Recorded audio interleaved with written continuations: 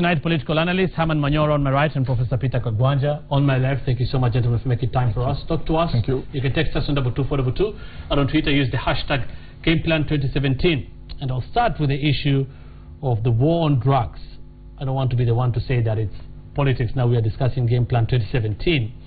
But we have a lot of checks and feedback from you. And I'll start with Ali Wayu in Kisumu, who says, we all are against drug issues in this nation, but the question is why now? Why politicize it? Is it not hypocrisy? What about land grabbing and corrupt deals? Give us answers, Mr. President. And then Samuel Ethekon from Dipatas Nanyuki says, the government should by all means fight illegal drugs dealers without sparing those who are involved, without also considering their political positions.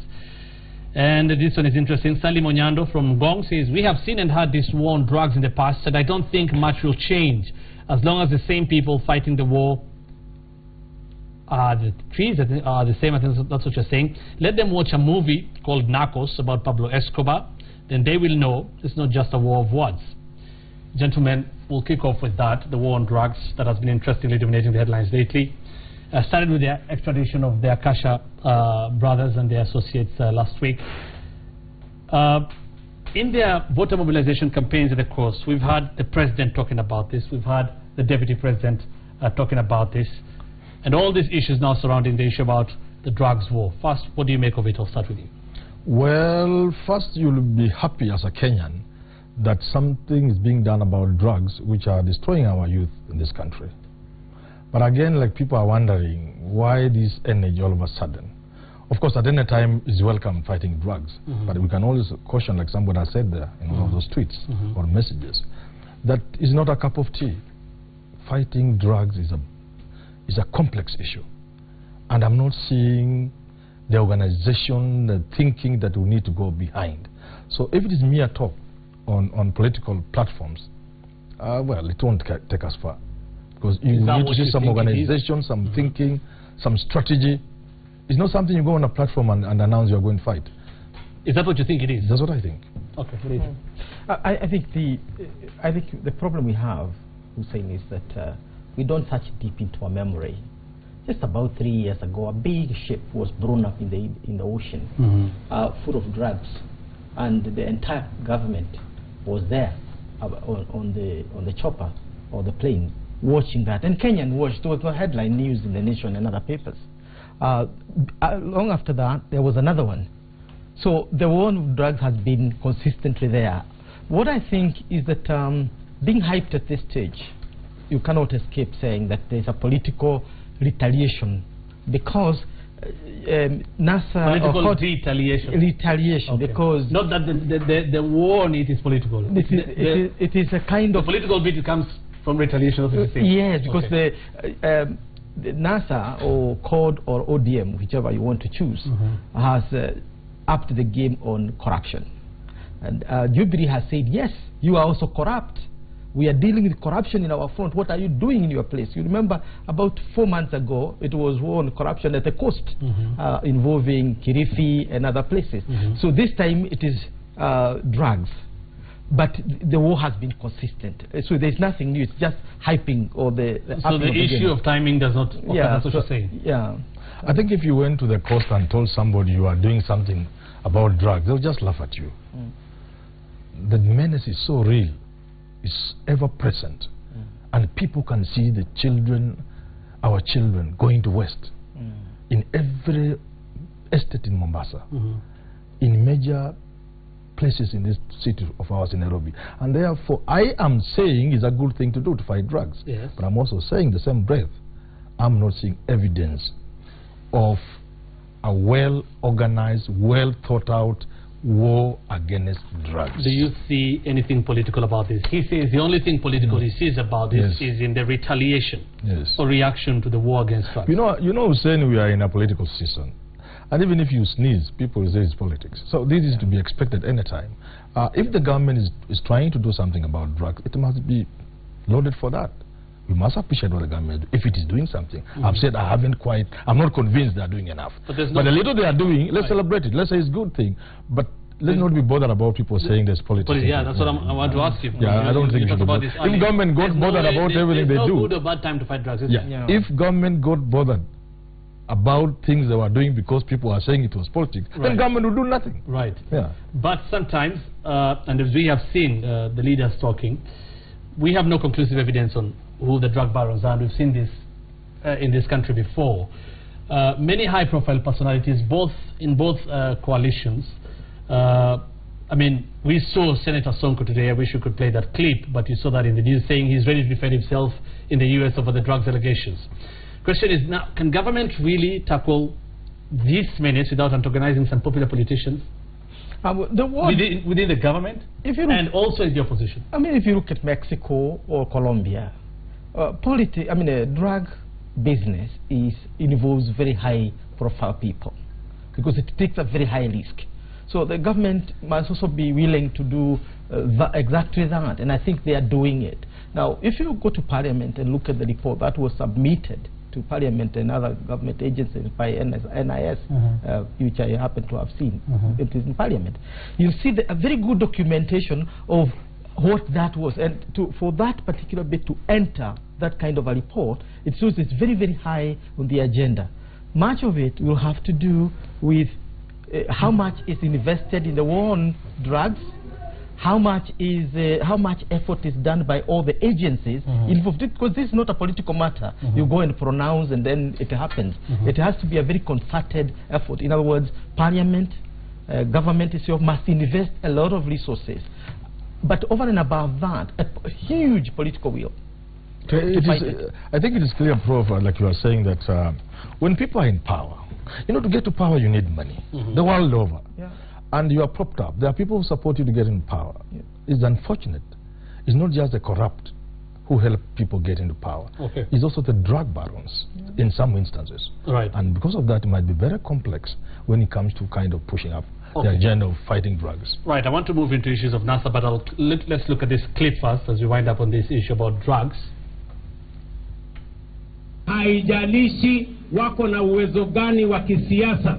Haiwezekani ati wewe ni kiongozi, ati wewe ni mfanyabiashara, kazi yako ni kuuza madawa ya kulevya, watoto wa Wakenya wengine wapotee, wewe ukue tajiri na watoto wako wasome. Although the leaders have not named anyone. Is William Ruto speaking at the course today? The part of government I don't like. You see, when you are the deputy president and the president, you are talking about people, they are politicians. Whether you are a politician, whoever you are, if you are engaged in drug, government shouldn't be talking that way, Hussein. Government ought to be telling us, we have these guys behind bars. We have so and so. Look at this powerful man is behind bars because of drugs. That's what I expect to hear from my government. Not government complaining like me, saying we will get you. Get you? What do you mean? It took Americans to take their cashiers to America. That should have been the Kenyan government. The police, Boynet, the Inspector General, said today, it is them who did it. Who did how? Then they have broken the law. That's what you see, the law is not observed. It's very clear if you get somebody to go to America. Isn't it reassuring for the people of a region? If you know a region like Coast, it's all over the country, but a region like Coast, people have been really affected by drugs. Isn't it reassuring for the Deputy President to say, whoever that person is... People will be much more reassured. One, if it is the government that had facilitated the arrests and extradition of their cashiers. Number two, people will be happy to hear from government. We have so-and-so behind bars facing charges of drug. Much better that so-and-so has gone in for 16 years. That's what will make people happy. It's a high-stake game. Yes. Like now, for example, if you listen to the internet and social media and others, names are being mentioned. These are very high-profile names, and they're not mentioned. Put them in, then we like it. No, it's not just now. It is long. I mean, so it's like in the U.S., Escobar and others. I mean, in South America, they literally whole families have to be extradited to America to face trial. It's also a political issue in terms of how do you handle it. Okay, it's illegal, and state agencies must do their work. That we all agree with. But if the government gets this war right, yes, We're not saying they're politicizing it or not, or they are. I mean, that is for people to decide. But if it gets it right in an area like the coast region where it has been a big problem, and many people are texting and tweeting and saying how it has been affecting people in that region, could it make forays in that region politically going to 2017? We're in a political year. If it really gets this war right. If it got it right, definitely people will celebrate it. They will be rewarded even with votes. But you know what? As we speak in this studio, people are just laughing because they know what's going on. They know who is peddling drugs up to the topmost, and the small petty dealers. They see it. They see them collaborating with the police. So they just laugh when you talk. That's what I mean by talk. Any issue, for example, there are two issues here which are key and very, very similar in one way. One is corruption, the other one is drugs. And both are criminal activities, high syndicate business.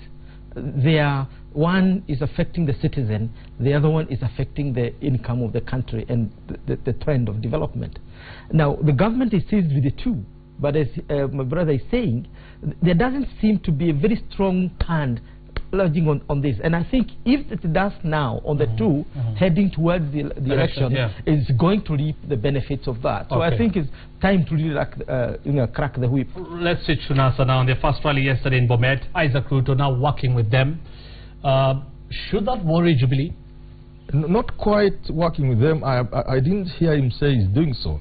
But the thing is this: Bomet and NASA would worry Jubilee. And specifically because of what when they were introducing him, when they brought him on the podium, when he was speaking, and he joined hands with them, and they he wasn't quite categorical. He's still trying to test the waters. We didn't hear him speak. But the introduction was, and now Isaac Ruto is also with us. He's testing the waters because it could be risky for him. But he didn't deny Get it right, Hussein. He didn't deny that. Bomet and Kipsigis land is Jubilee land. You make a mistake and you go home. So Ruto is not a fool. He's still weighing. Are these Jubilee people able to turn and become NASA? So far, he's still waiting. He's testing the water. That rally was well calculated by him to see what the people are saying. The attendance shows him there is a possibility of NASA taking ground in Kipsigis land. But it will have to be sure because this is Jubilee land. Okay. It could be suicide. Let's look at some figures of 2013 and what really happened in that county, Bomet County. The presidential election results where Uhuru Kenyatta got 210,501 votes against Raila Odinga in that county, that is Bomet, 10,463. Now, for the governor's race, there were many who ran for that position, but Isaac Ruto won with 136,377, then in URP. Yes. Julius Kones, Kenya National Congress, 74,272. What you're saying is that this may not really change. It is difficult, and let me tell you what I know, is that this election could be decided by Rift Valley. And Raila and his team are banking on what could go on in Rift Valley. If they tilt just a bit, like in Baringo and West Pokot and perhaps the Kipsigis land, game over for Jubilee. You know, so, but as we speak today, as we will be deceiving ourselves and lying to Kenyans, if we were to say that NASA has made into Kipsigis land. There is still hope from the NASA side, but as things stand now, that is still majorly a Jubilee land. And if elections were held today, I doubt that Odinga's fortune would be much better than it was last time. That nothing at all will change. Nothing. No, not will. The word is not will. I'm talking about now. Now. Okay. First and foremost, I don't like deceptions. I don't think there's anything called NASA. no, I'm telling you that why, and I'll tell you why I don't see it. Okay, because there are three formations that are all headed by one person. There is ODM, Raila Odinga. There is CORD, Raila Odinga. There is NASA, Raila Odinga. And now you may question this, but if you budget the minutes of the talking in Bomet, Raila Odinga, 26 minutes. The others, 3 minutes. The others, 2 minutes. So you have no doubt. So what are we talking about here?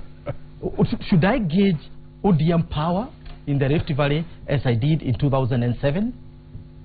Or should I gauge CORD power as I did in 2013? I think that argument is self-defeating because it's not. Even when Jubilee is somewhere, definitely is more TNA than URP. It has been like that. And even now with all the parties there, it is still more TNA and more Uhuru than any other person. No, I have that not, argument really doesn't no, go. I have finished. I have not finished. Please I'm go saying ahead. Go ahead. that who is just reminding you. Are we saying this is the linear that there is the evolution of Raila from ODM to the CORD and finally to this? And how does he carry all these people from this place to? In other words, who is the leader? Of NASA. Of NASA. That is what they formed a team last week to come to with all of that. Sure. Now, will the leadership wrangle survive NASA as other parties have done before? It's just like people argued that, well, it's the ICC that is holding Ruto and the President Uhuru. That should this ICC thing get over, then Ruto and Uhuru, it's over. Is it over? No, that was a misnomer. You see, politics has its own dynamics. But that was a misnomer. So today Raila may look like he's over domineering, he's the head of NASA, but tomorrow the dynamics could be such that was it is Kalonzo misleading. Musyoka That is what who carries the flag. That was itself was misleading of politics, not ICC. Yeah. Ruto and Uhuru were together in even you when you got married, people say these guys can't last. No, I don't know which. The point is, Ruto and Uhuru were there in 2002. Okay, Prof.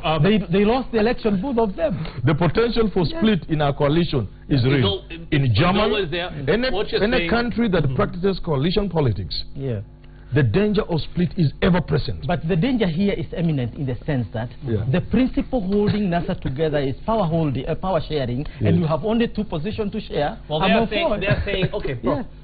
They are saying they are coming up with a, formula of all this. You're still saying you're not seeing this NASA holding. It will not hold. Because the formula will not create more positions in the Constitution that can be shared. Because we are going back to 2007, the ODM PNU coalition, which had... Who tells you they want to share power? Who should the one share power? But what are you going to do with this? If I hear them well, I happen to have an ear on the ground. If I hear NASA well, they are saying they want to liberate this country. From who? I'm not saying that that's what they should do, but I'm saying that's what they're saying. Right. And they are saying it does not matter who among them is going to the flag bearer and essentially the president thereafter. They are saying all we need is to send Jubilee packing. Let me tell you, the idea is to whip... I haven't heard them talk about positions. It is to whip emotions very fast, and then one of them jump in front, and then the others run away. That's what happened in, they have said, in October. Okay, they are on record as saying whoever will be given the ticket, they will support. That you agree with? You know, Hussein, before you leave, you'll talk about, you'll make your point. They're on record as saying that. You talk about the minutes that Raila Odinga spoke yesterday. That is the observation, interesting observation, I must say. But yesterday also, many people were talking about the break of protocol, if there was any protocol. Because yesterday it was Moses Wetangula who spoke, then he introduced Raila Odinga, then Raila Odinga introduced Kalonzo Musyoka introduced Musalia Mudavadi. Kalonzo Musyoka actually saying it was very deliberate, because the issue of now breaking, there's nothing like protocol in NASA. That's what they're saying. But protocol was there. If you look at the headline of the Nation today, who was there? If there was the headline, if there was no protocol, you can't make news for media. Sure. Media choose what to write, as you know. Of course, you can't then write like this. They choose what to write. Sure. They have their audience, and they're in business. But the point I was trying to make was this: if I were Jubilee, and I'm sure you are one of the people who advises Jubilee. No. The worst mistake they would make is to bank their success on the split of NASA. No, they are not. That hyena syndrome would hurt them. The problem... If I were them, I will proceed as if these gentlemen will not split. As if they'll go to the elections, whether it's Raila or Mudavadi or whatever it is. Then I'll lay my strategies. But how difficult is it, Bonamanyor, how easy is it for NASA to hold until the election? It is as... Isn't he raising also issues that may occur? That have happened before in the history of politics in this country? I would suspect strongly that these gentlemen in NASA know all these things people are talking about. They are everywhere in the media.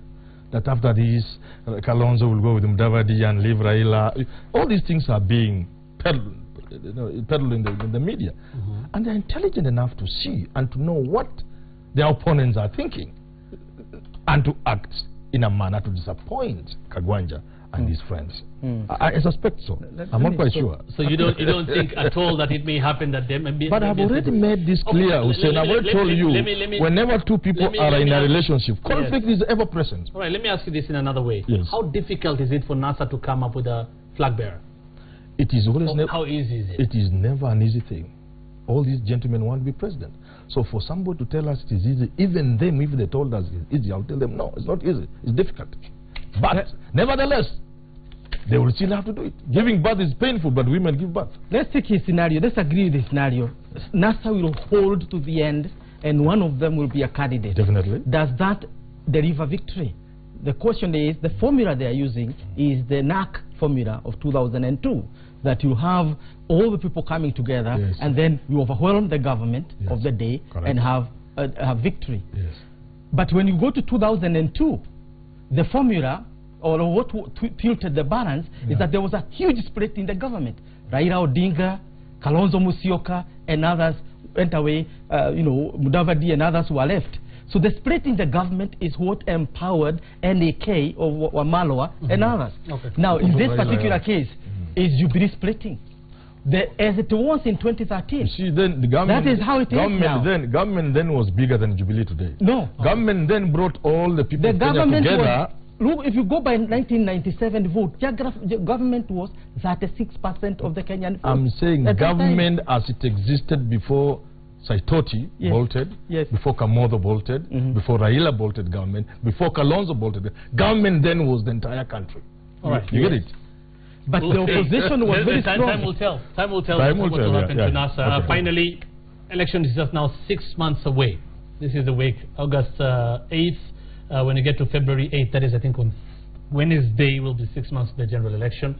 And again, it's about 10 days to the end of the voter registration exercise. First, very briefly, why do you think there's still a problem when Kenyans, IBC is not meeting its targets in terms of the number of people who are registering as voters? And generally, is IBC, or what do you think of IBC's preparedness ahead of the 2017 general election?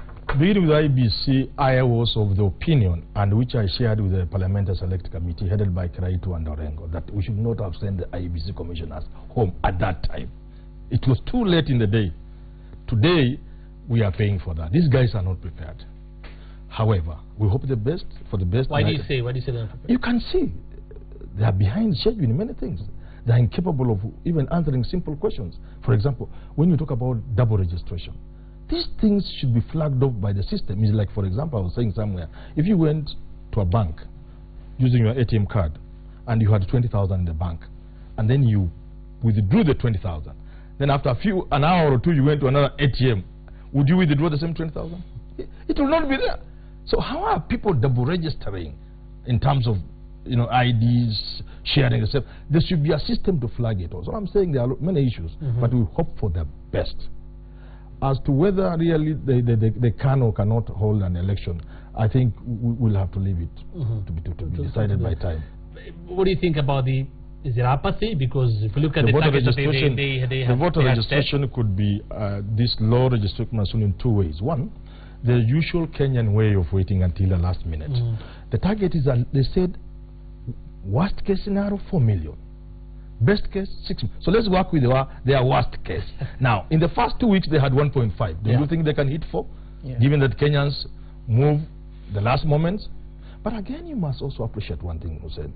Kenyans are disappointed with their leaders. I think we are getting to a point in this country, in future, when instead of the voters going up, they will begin going down. People are beginning to wonder, what really is government? Look at, for example, what's going on in this country. Look, how can doctors be on strike for more than 2 months? And it doesn't seem to bother people. And the majority of Kenyans, over 90 or 80%, depend on public health facilities. Look, lecturers are on strike. Everybody seems to be going on strike. There's famine. How can Kenya allow people to die of hunger? Imagine being sick until you die, being hungry until you die in the 21st century. So people are beginning to look at it. And that is all across. Yes. When I talk of leaders, I'm not talking of God or all these leaders. Kenyans are beginning to lose faith in them. And I think going forward, if you ask me, we must begin to play our politics differently. And the beginning point is to put the people at the center of our politics, and everything we do Okay. Yeah. Okay. Two things here. The first thing is that, as he rightly put it, Kenyans are last-minute people in most of the cases. So we shouldn't pass the judgment too early. Let's wait until the last week, and then we have this discussion.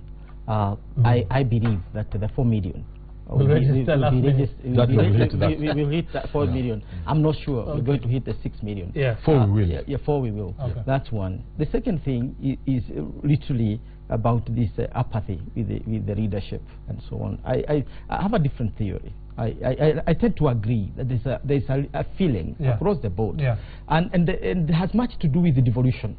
Because issues of disenchantment have come too close to people. They're no longer in Nairobi.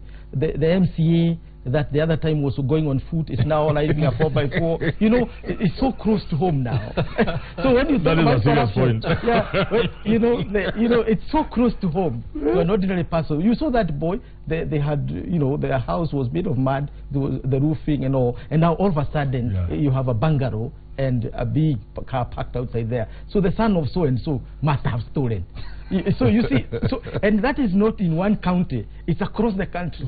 So that feeling, you don't have to have corruption on top.